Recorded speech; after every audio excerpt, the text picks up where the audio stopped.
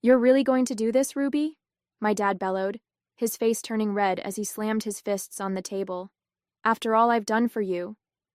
"Dad," I said evenly, though my heart was pounding, "I've been paying your mortgage for the past 4 years. I've done everything I can to help, but I'm not giving you $10,000 to settle a gambling debt. I just can't." His expression twisted into rage.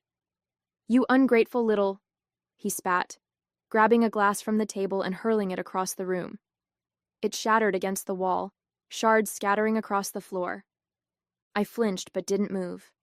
My stepmother, Patricia, appeared in the doorway, her face set in a disapproving frown. "Ruby, why can't you just help him out?" she said, as though she were asking me to pass the salt. "My name is Ruby, and for as long as I can remember, I've been the responsible one in my family.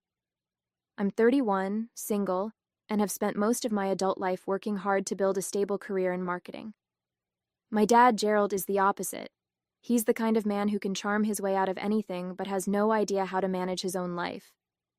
When my mom passed away a decade ago, he married Patricia within a year. She wasn't the wicked stepmother stereotype, but she never stood up to him either. Together, they created a toxic bubble where Gerald's bad decisions were constantly excused or swept under the rug. And for years I'd played along, paying the bills and keeping the peace. But this was too much. "I'm not doing this," I said, standing up and brushing the glass shards from my jeans. "I've sacrificed enough for you, and I won't keep enabling your gambling. If you want to fix this, you'll have to figure it out yourself." Gerald's face turned crimson, his anger boiling over.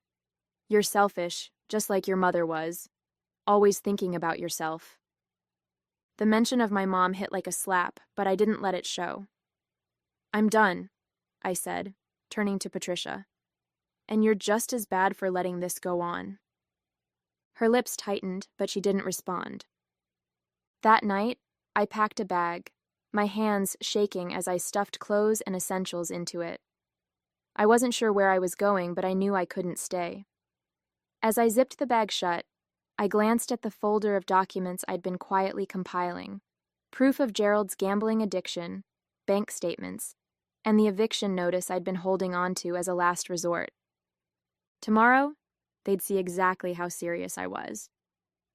The next morning, I woke up to sunlight streaming through the blinds of Elena's guest room. She'd taken me in without hesitation, her usual mix of practicality and empathy on full display. "So, what's the plan?" she asked, as we sipped coffee at her kitchen table. "Because if you think they're going to take this lying down, you're kidding yourself."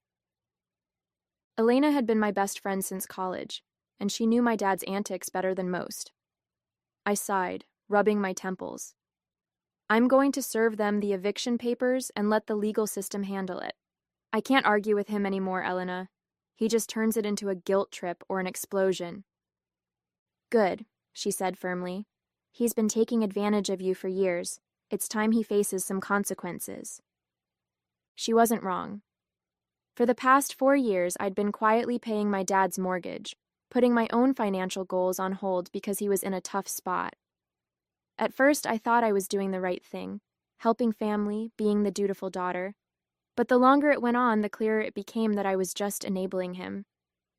Every time I tried to talk about his gambling, he'd dismiss it with a laugh or shift the blame to Patricia for nagging him too much. And Patricia? She'd just shrug and say, "That's how he is." Last night had been the final straw. The glass shattering against the wall, his shout about how I was just like my mother. It was like a switch flipped. I wasn't going to let him drag me down any further. After breakfast, I opened the folder I'd brought with me and laid out the evidence. Screenshots of text messages where he'd begged me for money, bank statements showing the payments I'd made on his mortgage, and printouts of gambling hotline referrals I'd given him that he'd ignored. "Wow," Elena said, flipping through the pages. "You've been holding on to this for a while." "I didn't want it to come to this," I admitted. "But I knew he'd never stop if I didn't have a plan. This way, when he tries to play the victim, I have proof of everything." She nodded approvingly. "Smart. So, when are you dropping the hammer?" "Tonight," I said, my voice steadier than I expected. I'll leave the papers and evidence on the kitchen counter when I go to grab the rest of my things. By the time they realize what's happening, it'll be too late to guilt me back. As I packed my things to head over, I felt a strange sense of calm. For the first time in years, I wasn't reacting to my dad's chaos. I was taking control. By the time I pulled into the driveway, the knot in my stomach was wound so tightly I could barely breathe. The house looked the same as always. Peeling paint, a sagging porch, the garden overrun with weeds. It struck me how much this house mirrored my dad's life. Neglected, chaotic, but just barely standing. I stepped inside, bracing myself for what I might find. The living room was empty, but the faint sound of the TV murmured from the back den. My dad and Patricia were probably sitting there, watching some mindless show while pretending everything was fine. I moved quickly, heading to my old room to grab the last of my things. The duffel bag I'd left behind was still where I'd stashed it under the bed, and I filled it with the odds and ends I hadn't taken the night before. Photo albums, a few books, my mom's necklace. On my way out, I paused in the kitchen. The counter, usually cluttered with junk mail and coffee cups, now held a neatly stacked pile of documents. The eviction notice, the financial evidence, and a handwritten note. I picked up the note and reread it one last time. Dad, I've spent years helping you, but you've taken it for granted and used my support to fuel your gambling habit. I can't do this anymore. The mortgage is paid off because of me, and now it's time for you to take responsibility for your actions. The papers explain everything. I hope you can find a way to turn things around, but I won't let you drag me down with you anymore. Love, Ruby. My hand trembled as I placed the note back on top of the pile. It wasn't angry or vindictive, just the truth. And for once, I wasn't afraid to speak it. As I turned to leave, I heard the TV click off. My dad's voice boomed from the den. Ruby, is that you? I froze, my heart racing. Part of me wanted to bolt, but I forced myself to take a deep breath and step into the doorway. Yeah, Dad, I just came to grab the rest of my stuff. He looked at me with a mix of suspicion and annoyance. You're not really leaving, are you? Come on, Ruby, you're overreacting. Patricia chimed in from the couch, her tone exasperated. You can't just walk away from family. I'm not walking away, I said, my voice calm but firm. I'm setting boundaries. You'll understand when you read the papers. I didn't wait for their response. I walked out the door, the weight lifting with every step. That evening, I sat in Elena's living room, the eviction papers filed and the note left behind. My heart was still racing from the confrontation, or lack of it, really. Walking out of that house without looking back was one of the hardest things I'd ever done, but I knew it was the right thing. Elena handed me a cup of tea, sitting down next to me on the couch. How are you feeling? I stared into the steaming cup, searching for an answer. Relieved, I said finally. But also guilty. It's my dad, you know. I keep wondering if I went too far. She gave me a look.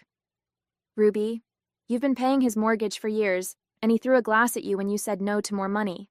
That's not normal. You didn't go too far. You finally stood up for yourself. I nodded, knowing she was right, but the guilt still lingered. Part of me hoped that leaving the papers and the evidence would force my dad to take a hard look at himself, to finally realize the damage his gambling had caused. But deep down, I wasn't sure he'd ever change. The next morning, my phone buzzed incessantly with texts and calls from my dad. I didn't answer. Instead, I let the messages pile up, each one angrier than the last. What the hell is this, Ruby? Eviction papers? Are you serious? I can't believe you do this to your own father. You think you're better than me? You're just like your mother. That one stung, but I refused to let it break me. By mid-afternoon, Patricia called, her tone dripping with feigned concern. Ruby, this has gone far enough. Your father is devastated. Do you really want to put him through this? I took a deep breath, steadying myself. Patricia, I didn't put him through anything. He did this to himself. If you want to help him, you'll encourage him to get help for his gambling problem. But I'm done cleaning up his messes. She sighed heavily. You're being unreasonable. Family is supposed to stick together. No, I said firmly. Family is supposed to respect and support each other. This isn't that. I hung up before she could respond, my hands trembling. The calls and messages only reinforced what I already knew. I couldn't go back. For the first time in years, I was putting myself first. And while it was terrifying, it also felt like freedom. By the following day, the messages from my dad had stopped, replaced by silence that felt almost louder than his shouting. But Patricia was persistent. She left voicemails filled with guilt-laden monologues, saying things like, "We don't know how we're going to manage without you," and "You're turning your back on the people who love you."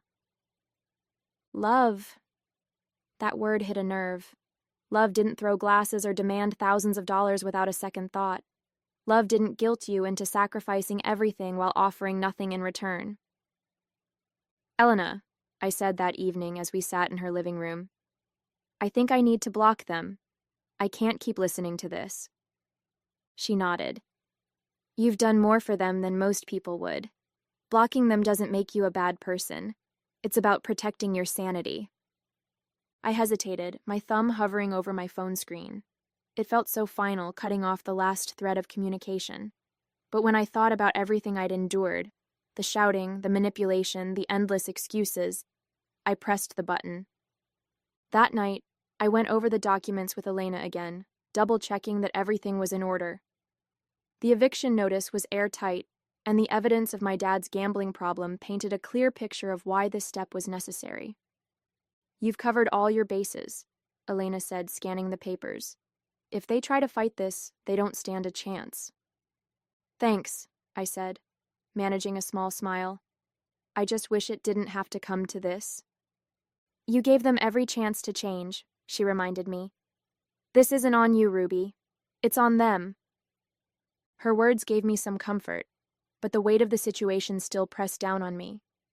Even though I knew I was doing the right thing, part of me couldn't shake the sadness of it all. This wasn't just about money.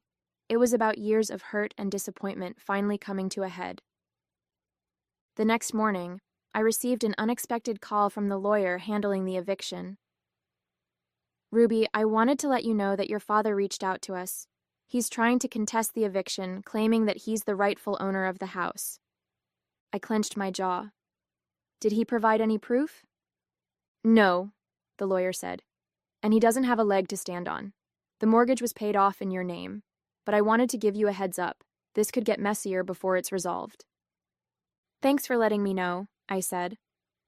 As I hung up, a new wave of determination surged through me. If my dad wanted a fight, he'd get one. But this time, I wasn't backing down. Over the next week, I focused on gathering every piece of evidence I could to prepare for my father's challenge. Bank statements, text messages, proof of my mortgage payments. It was all there, a clear trail that outlined exactly how much I'd done for him. Elena helped me sort through it all. "Ruby," she said, holding up a particularly damning set of texts where my dad had promised to cut back on gambling if I paid his bills, "this alone shows how manipulative he's been. You've got nothing to worry about." "I know," I said, exhaling slowly, "but it's still exhausting. I can't believe it's come to this. Fighting my own father just to protect myself." "You're not fighting him," she said firmly. "You're standing up for yourself. There's a difference." Later that evening, I received an email from the lawyer handling the eviction. Attached were copies of my dad's challenge to the proceedings, a rambling letter filled with half-truths and outright lies. He claimed I'd only paid the mortgage as a favor, and that he'd always intended to pay me back, though he conveniently provided no evidence of such an arrangement. It was frustrating to read, but also oddly freeing. His letter was desperate, full of holes, and completely unsupported. For the first time, I realized how little power his words held over me when I didn't let them. I replied to the lawyer, attaching additional documentation that refuted every claim in the letter. By the time I hit send, I felt lighter, like I was finally taking control of a situation that had controlled me for far too long. The next morning, the lawyer called with an update. "Ruby, I've reviewed the challenge, and it's baseless. He doesn't have any legal grounds to contest the eviction. We're moving forward as planned. Thank you, I said, relief washing over me. What happens next? The eviction notice will be enforced within the next 30 days, she explained. If he refuses to vacate, law enforcement will get involved. But based on his lack of evidence, I doubt it'll come to that. I hung up and leaned back in my chair, letting the relief sink in. For years, I'd been the one scrambling to fix things, to hold the family together. But now, for the first time, I was the one setting the terms. That evening, I called Elena to share the news. It's finally happening, I said, my voice tinged with both excitement and exhaustion. Damn right it is, she replied. You're taking your life back, Ruby, and it's about time. The day had finally come. I pulled into the driveway, clutching the final eviction paperwork in one hand and my resolve in the other. The house stood there as it always had, but this time it didn't feel like a battle waiting to happen. It felt like closure. I knocked on the door and Patricia answered. Her face fell the moment she saw the papers in my hand. "Oh, Ruby," she said, shaking her head. "Is this really necessary?" "Yes," I said, stepping inside. "It is." My dad was in the living room, sitting in his recliner with the TV remote in one hand and a drink in the other. He glanced up at me, his expression oscillating between annoyance and smugness. "What now?" he grumbled. I dropped the eviction notice on the coffee table in front of him. "This," I said, my voice steady. "You've got 30 days to move out." He picked up the papers, scanning them with a scowl. "You think this means anything?" he sneered, tossing them back onto the table. "I'm your father. You can't just kick me out of my own house." "It's not your house, Dad," I replied. "It hasn't been for years. I've been paying the mortgage, and I have the documents to prove it. The lawyer has already confirmed the eviction is valid." Patricia hovered nearby, wringing her hands. "Ruby, please," she said softly. "We're family. Can't we work something out?" "Family," I repeated, my voice rising despite my efforts to stay calm. Where was that sense of family when he threw a glass at me? Where was it when he demanded $10,000 to cover his gambling debts? I've done everything I can for you both, and all I've gotten in return is manipulation and disrespect. This ends now. My dad stood up, his face flushed with anger. "You think you're better than me, don't you?" he spat. "You're just like your mother, always looking for a way to make me the bad guy." I held his gaze, my hands trembling slightly but my voice unwavering. "This isn't about being better or worse. It's about boundaries. I've let you take advantage of me for years, but I'm done. If you want to stay in this house, you'll have to fight the court, not me." He didn't respond, just sat back down with a bitter laugh. "You'll regret this," he muttered. "No," I said, turning toward the door. "I won't." As I walked out of the house for the last time, a strange sense of peace settled over me. I wasn't sure what the future held, but for the first time, it felt like mine. The days that followed were quieter than I expected. I thought my dad or Patricia would launch into another round of frantic calls or try to intimidate me into reversing the eviction. Instead, there was silence. Part of me wondered if they were in denial, thinking I'd change my mind or that the legal process would somehow fall apart. But I knew better. I'd done my homework, covered every detail, and ensured that the law was firmly on my side. One morning, I received an email from the lawyer handling the eviction. "Your father has not filed any formal objections to the notice," she wrote. "If they fail to vacate by the deadline, law enforcement will enforce the eviction." The news brought a mix of relief and sadness.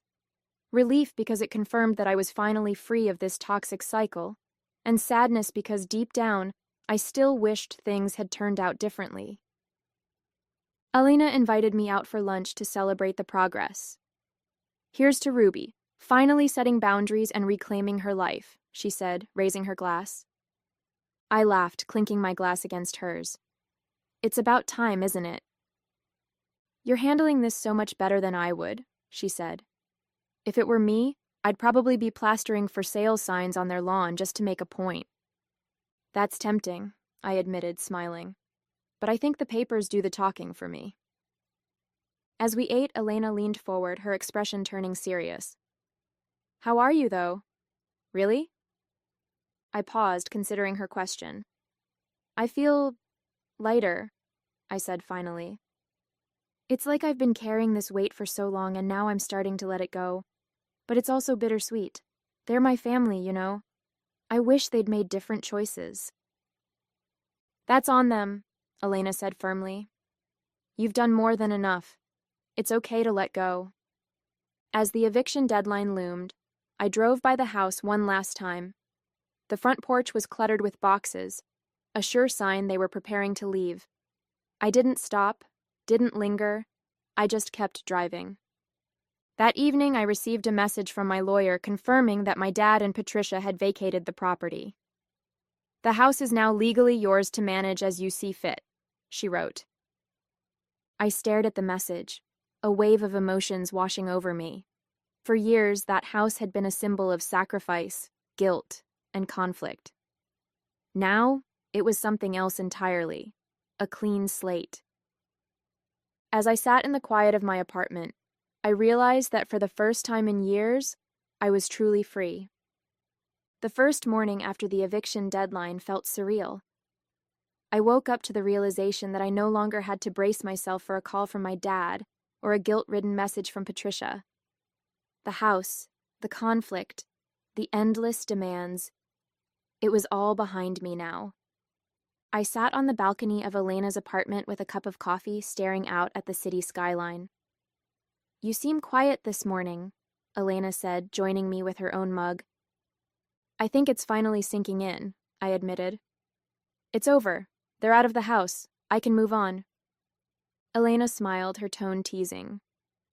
And here I was thinking you'd throw a party. I laughed, shaking my head. No, not yet. I think I need to just sit with this for a while. It's like, I've been in survival mode for so long, I don't know what to do with the calm. Over the next week, I began to reconnect with parts of my life I'd put on hold. I signed up for a photography class, something I'd always wanted to do, but never had the time or energy for. I started spending my weekends exploring new hiking trails, breathing in the fresh air and letting myself feel truly present for the first time in years. Elena noticed the change almost immediately. You look lighter, she said one evening as we cooked dinner together. I feel lighter, I replied, realizing it was true. For the first time, I'm not carrying their problems. I'm just me. Good, she said, raising her spatula like a toast. Here's to that. The house was still mine, technically, but I didn't see it as a place to live anymore. It held too many memories, too much baggage. Instead, I decided to put it up for rent. The process was surprisingly cathartic, fixing it up, making decisions about the space, and envisioning someone else finding joy in it. When I handed the keys over to the new tenants, I felt a strange mix of emotions. A touch of sadness for what could have been, but mostly relief and hope for what was ahead. This wasn't just about letting go of a house or a toxic relationship. It was about reclaiming my time, my energy, and my life. As I drove away from the house for the last time, I felt the weight of the past finally lift. A few weeks after the house was rented out, I found myself sitting in a cozy cafe, flipping through photos from my new photography class. I had never realized how much joy I could find in something so simple. For so long, my time and energy had been consumed by my father's demands and the chaos he brought into my life. Now, I was discovering parts of myself I'd almost forgotten existed. Elena joined me, sliding into the seat across from mine with a grin. Look at you, Ruby. Actually smiling. I laughed, setting the photos down. It feels weird, doesn't it? Being happy? It suits you, she said, taking a sip of her coffee. So, what's next on the agenda? World domination? Opening your own photography studio? I rolled my eyes playfully. Nothing that dramatic. Honestly, I think I just want to keep building a life that's mine. No guilt, no pressure, just freedom. Later that evening, I reflected on everything that had happened over the past few months. The eviction, the confrontation, the emotional fallout. It had all felt so overwhelming at the time, like I was wading through quicksand. But now, looking back, I realized how much stronger I'd become because of it. For years, I'd let myself believe that sacrificing for my family was the only way to show love. But love wasn't supposed to feel like an endless obligation, a constant drain on my soul. Love was supposed to build you up, not tear you down. I thought about my dad and Patricia, wondering if they'd learned anything from all this. A part of me hoped they had, but I knew better than to hold my breath. Change wasn't something you could force on people. It had to come from within. As I sat by the window, the city lights twinkling in the distance, I felt a sense of peace I hadn't known in years. The house was rented out, my boundaries were firmly in place, and my future felt wide open. For so long, I'd been defined by what I did for others, by the sacrifices I made, the burdens I carried. But now, I was finally learning to define myself by what I chose to do for me. I picked up my camera, snapping a quick photo of the city skyline. The image captured more than just the view. It captured a moment of clarity, a reminder of how far I'd come. This was my life now, and for the first time it felt like truly mine.